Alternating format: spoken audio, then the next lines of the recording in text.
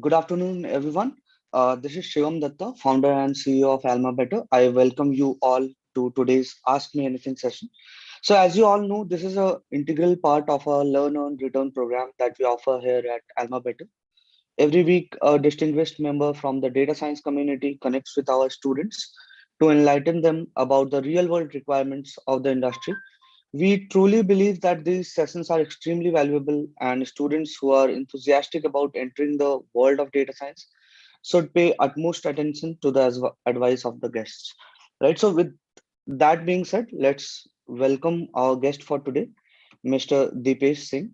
So, Deepesh is a lead data scientist at AP Moller Maersk.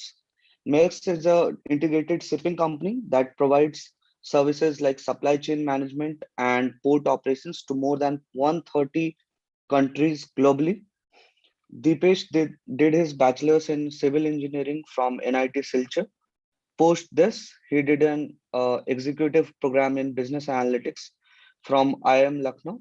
He has more than 9 years of hands-on experience in the data science domain and has a demonstrated history of providing analytical solutions to businesses across various industries like retail, media, and entertainment, marketing, etc. So, welcome, Deepesh. Thank you for taking the time out for this session. It's a pleasure to have you here today. Thank you, Shivam. Thank you for having me. Thank you. So, before we move on to the AMA, Deepesh, would you like to add anything more to your professional background? I think you have very well described, briefed on what background I come from, my education, as well as my experience. What maybe I Mhm. would like to add is I'm very passionate about teaching as well. And Okay. over the last few years, I have also been involved in teaching enthusiasts actually the hands-on skills that is needed to enter into data science. So, yeah. That's great to know, Dipesh. So, data science is being increasingly applied across industries to help businesses get the best out of the available data, thus leading to a better data-driven decision-making process. Right. So, Dipesh, could you tell us a little bit about how your company leverages data science to power its operations, and in what ways has this proven to be beneficial for your business? Sure. For people who do not know about Maersk, Maersk is the world's largest shipping company, if I can say that. So what we do is we provide end-to-end solutions to our customers if they want to export any item. So, for example, we may have a farmer in Sri Lanka or in Taiwan who wants to ship their goods to Europe, let's say. So we provide end-to-end solutions wherein we ensure that our truck reaches the farmer where he loads his goods, and then the truck goes to our cargo depot where it's loaded into a container, and then the container is loaded on a ship, on a vessel, and the vessel reaches all the way to Europe. And then how the goods get disembarked from the container and reaches its final customer. So we provide that end-to-end solution. So whatever decisions we take in this regard to provide this entire journey to be seamless to our customers, we do it on a data driven approach, of course. So a lot of projects we do are to solve problems that we encounter in this process. So for example, uh, of course, we ensure that the I can maybe talk about the project that I am working into. We ensure that the right container reaches the right customer at the right time. And Mhm. container availability is a big problem. You might have read about this in the news. It was there. So we have across the globe we have locations which export a lot. For example, Asia, China specifically, Mhm. they export a lot. So and there are regions, developed countries, for example, the US or Europe, which import a lot. So Mhm. it is very difficult to find empty containers in export surplus locations, whereas it is very Right. easy to find an empty container somewhere in the US or Europe. So how do we ensure that our customers actually get an empty container and the right container at the right time so that they are able to export their goods? So Correct. all the projects that we have are actually to provide that seamless experience to our customers. Right. So that's a very interesting line of work, I would say. So, want to deviate from this a bit. So, acquiring more customers can prove to be costly for firms, right? So, Mhm. therefore, to optimize their cost-based decisions, businesses have turn to data science to fuel their customer acquisition strategies. Right. So, Deepesh, according to you, in what ways has the use of data science made the customer acquisition process more efficient? Yeah, definitely. So, how do we ensure that? Basically, it's how we treat our customers. If you have Mhm. that end-to-end solutions, and if you have a very seamless experience, if you have a flawless execution of all the things that we plan, definitely the customer experience will be amazing, and he will always come back to you, and you will have new customers coming on board. So, some of the projects that we work on, maybe if I could just brief on the projects, Yeah, it's for sure. example. We try to again first is, as I mentioned, the project that I am working on, which is ensuring the right container reaches the customer. So we do a lot of predictive maintenance, for example, because we don't want a broken customer or a damaged container to reach a customer and then he realizes that the container is not good enough. So we ensure that a sound container reaches the customer. Then we also have projects wherein we predict the ETA of vessels arriving at a particular port, so that customer knows that at what time is his product going to arrive at the destination location. Then we also have one of the other goals that our company has is being carbon neutral, and we are very environmentally conscious company. So a lot of customers have similar goals, so they empathize with us on this goal that yes, Maersk is a company which actually values environmental friendliness and going carbon neutral. So this also brings them to us. Right. So yeah, definitely. I guess very interesting use cases, right? So since you have worked in the retail domain, let's talk a bit about data science use cases in this particular domain. So of late, especially the retail industry has been able to leverage the AI capabilities in a big way in pricing as well as logistics and operations, right? So while you were at AB InBev, which is the world's largest brewing company, you optimized promotional discounts. So, how large an impact do you think such projects generate on an aggregate level? Yeah. So what we were doing was I was in the pricing team, and specifically in the promotional optimization team, where we used to decide the right promotions to be launched for different retailers. So we worked with one such retailer in the US, and what we used to do is we used to collect historical data and all the historical discounts that we have given, and how has that been responded to by the customers. And based on that, and of course based on the time of the year as well, we used to decide what would be the best promotions to be launched in the future. Plus also keeping an eye on the competitors, because they also would be reacting to our prices. So keeping all of that in mind, we used to launch our promotional discounts, and we actually saw anywhere from 2 to 4% increase of revenues for that particular retailer because of the way we were actually deciding the prices. So that was the impact that we made.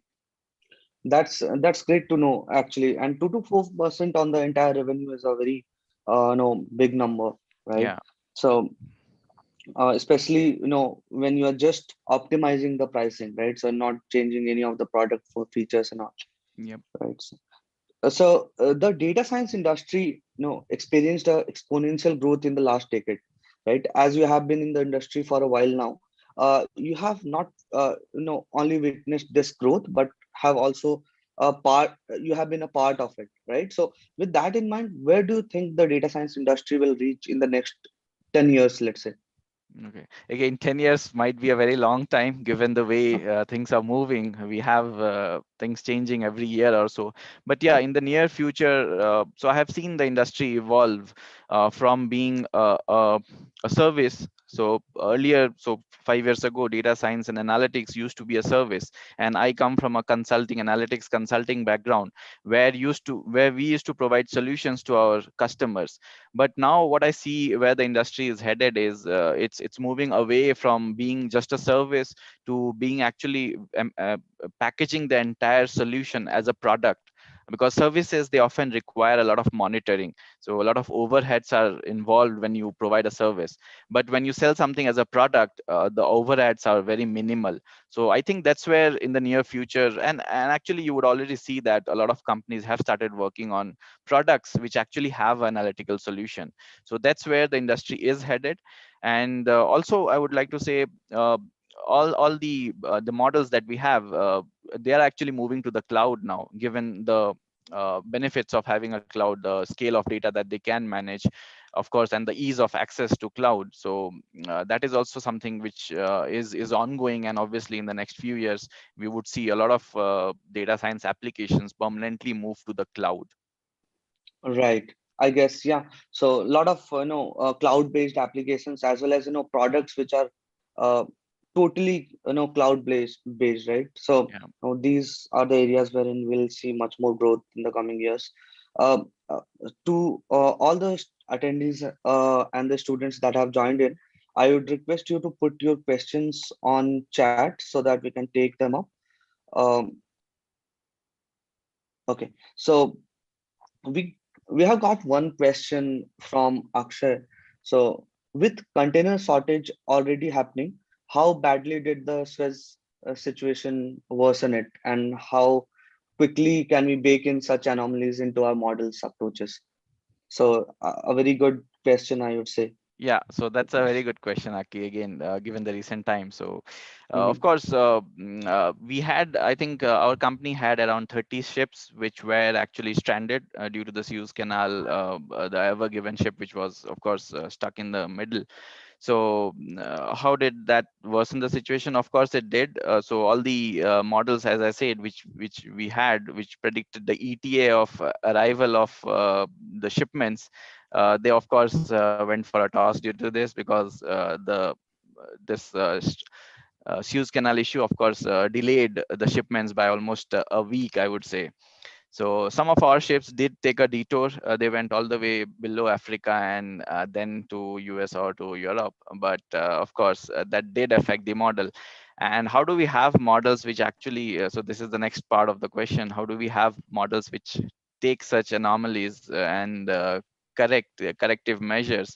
So so at least we do not have anything of that sort for now, because that was a total aberration that we have. So that's a supply chain issue that we have, which obviously, so our models did not account for anything like that, because that is something which could happen anytime. But yeah, we probably could have something, again, something which comes at the top of my head is, we could have, again, when we say we have a ETA for shipments arriving, the ETAs are not very strict, so we do account for a few days of variance in that. But I'm not sure if that would have amounted within the variance. So yeah, that is something which we'll have to look at, and I'm sure the team which does that is actually working on it. But I don't have an answer to that right now.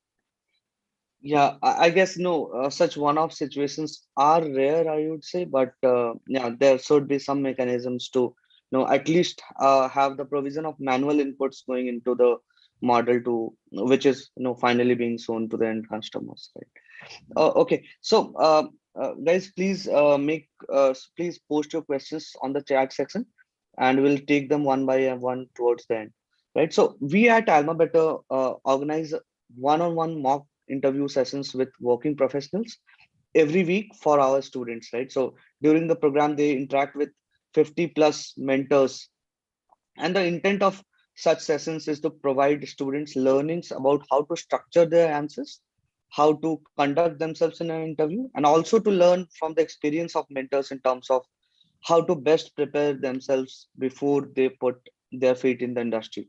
So since you mentioned that you have been in the you are interested in mentoring and coaching students, according to you, to what extent is this aspect of our program beneficial in helping students ace the interviews?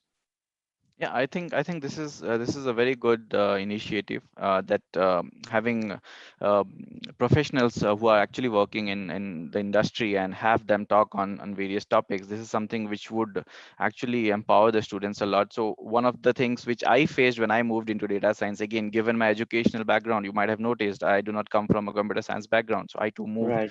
into the data science industry. So a lot of times when beginners they are learning, what they face is they keep learning for a long long time, and they often find that lack of motivation, that why am I learning Python, why am I learning different algorithms, why am I learning linear regression, decision tree, or the other algorithms. So when you talk to somebody from the industry and he highlights the use cases, as I did for Correct. some of the projects that we are working on, that gives you the Hmm. motivation that okay, this is where this could be used. And whenever you go for an interview or go for a talk, and an off question is thrown to you, and these talks that you have attended in the past, they give you a lot of broad mindset that these are the places Correct. where it could be Yes. applied. So this will definitely help you, not just as a motivation to learn more, but also this might help you in the interviews to come up with that broader mindset of the application of analytics in various industries. Right, right, definitely. So that's the whole reason why we kind of included that in our core curriculum itself. So one more thing that I want to focus on. So as a part of the program, we constantly keep talking about the importance of networking in the industry. So can you tell our students as to what are some of the benefits of networking, and maybe how they can effectively do that? Sure. So I think networking is one of the most important skills which is often overlooked. So no matter how technically sound one is, but if one lacks the networking skill, that definitely will appear somewhere as a blot on the person's career. So networking is something very important. And when I say networking, it's not just having a LinkedIn profile and just leaving it at there. So networking is when you connect with the audience, so you build a brand around yourself. So you might be doing, let's say if you are beginners, again in the benefit of all the students that you have, so you might be a beginner, but whatever you do, you could have, you could share that on LinkedIn or any other place. So let's say it's Kaggle, so you do something on Kaggle, and you could always share that. You could build a story around that and share that on LinkedIn and share it at regular intervals, let's say 1 or 2 posts a week. And via the posts, you can also reach out to the other students who are learning and motivate them, and maybe connect with them and help them out as well. So this gives you a learning as well, and builds that leadership qualities in you. Plus this also gives you a builds a helps you build a brand around yourself, so that that brand will eventually reach out to recruiters and companies and help you get hired. So this is something which is very important, Right. and which one should work right from the beginning, not just wait until you need a job for networking. You should work on this, maybe small intervals, but you should work on this right from the beginning. Right. Yep, totally agreed. Cannot emphasize more on the importance of a personal brand that you create over professional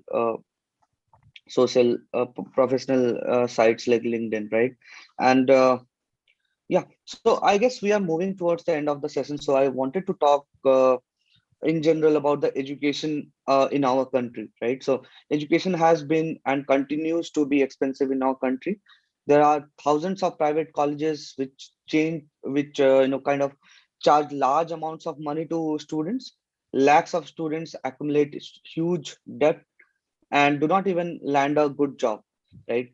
As a result, they always live in stress starting from a very young age.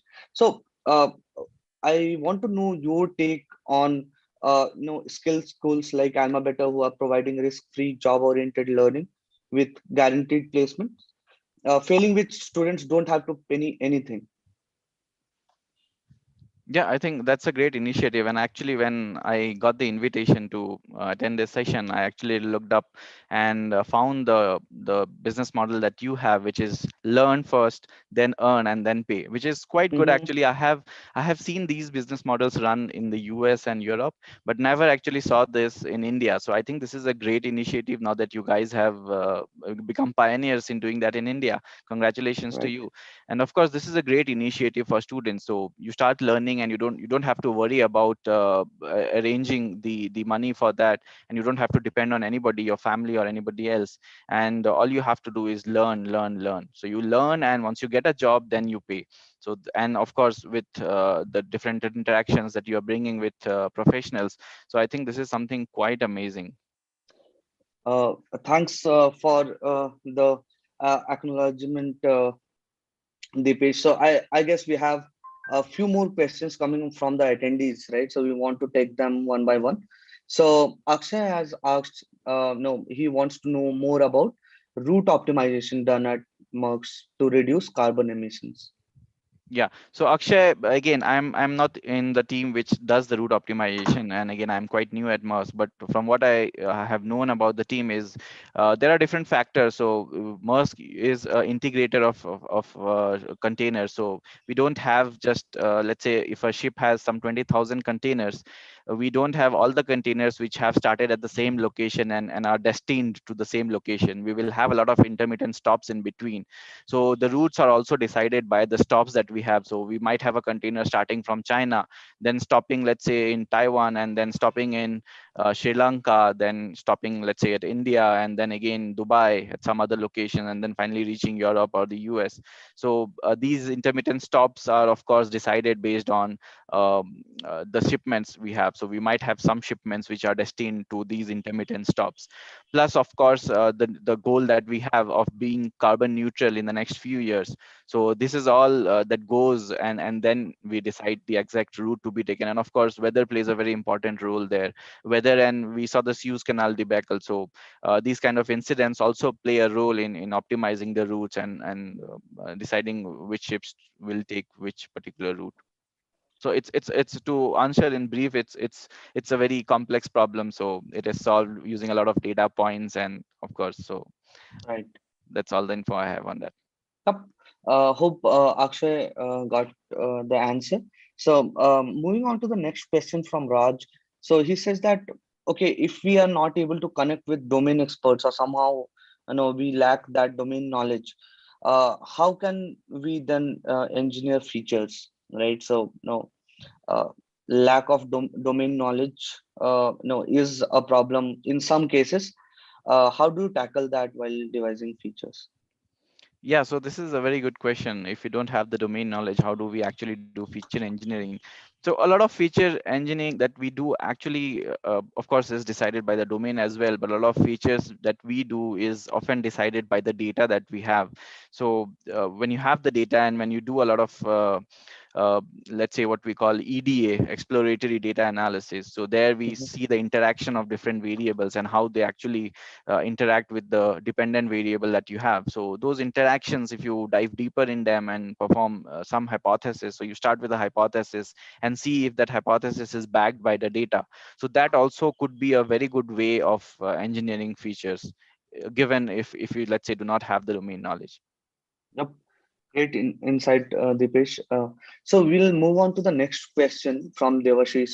So he wants to know about one of the best projects that you have done till date and the challenges that you faced and how did you solve it with data science? Sure. So maybe I could talk about the project that I was working at my previous company. Again, that was for the pricing team. So what we had to do was we had to decide the right pricing, the right promotional discounts for our product, and with an eye on the revenue. So the business goal was to increase the revenue of the company for that particular retailer. So this involved a machine learning piece where we used to predict the volume sold given the different prices that you would have. So of course in machine learning we tried various models that you can think about. So all the models were tried and we saw the performance of each of one of them. And then so the models would give you the volumes. The machine learning piece gave us the volumes, that if you keep price at, let's say, $10, this would be the volume that you get. If you give a discount of $1 and price it at $9, this would be the volume. But what impact would that have on the revenue? And we also had interaction of different products. So multiple products interact with each other, and sometimes also cannibalize each other, where our own product eats the revenues from another product of our own. So how do you actually implement all of that together? So for that we designed an optimization piece, wherein revenue, we try to optimize the revenue given these different prices that we have. And of course that gave us the exact price. And we had a lot of business constraints also, that discounts when we give, of course we have to pay for the discounts that we give, right? We reduce the prices, so we are letting go of the profits that we make. So how do we actually uh, do all of this, the entire ecosystem? How do you implement all the constraints, and the constraints should not be violated, was actually done in the project. It was one of the most challenging and the best project that I have worked on. Great. Yep. Great to know that, Deepesh. So we will take the next question from Avilash. So he wants to know that you have done engineering in the civil branch, right? Post that you chose data science. So he wants to know whether it was a better choice, and did you face any issues of job hunting after, due to your background in the civil domain? Yeah, so a very good question. Actually, I often get asked this question. So, of course, I would not say it was a better move. Yeah, of course, for me it was a better move, but it depends on what kind of a life do you want. So I have even worked in the construction sector for the first 4 months after my graduation. So we used to work at the site, right? It was mostly execution of the designs that are made by the company. So that was not Mhm. a life which I wanted, of course, for me. So which is why I moved into the data science domain. And I initially did not move into the data science domain. I initially moved into software. So I moved straight away into Infosys as a software developer. And after that I moved into business intelligence within the software development industry, of course. So business intelligence is something which is now which comes under analytics now. Back then it used to be called as business intelligence. So, and of course it was difficult, I would say, because coming from a civil engineering background where you have no knowledge of computers and programming, we did some programming the first semester, but that I hardly remembered when I reached the final years of my graduation. So it was a long learning journey. A lot of hard work, a lot of perseverance was needed. But yeah, I'm glad that it happened to me, and I really love what I'm doing right now. Great to know that, Deepesh. So we'll take the next question from Hiba. Uh, so she asks that, okay, can you brief about the implementation of AIML in finance at Merck's? Logistics was already discussed.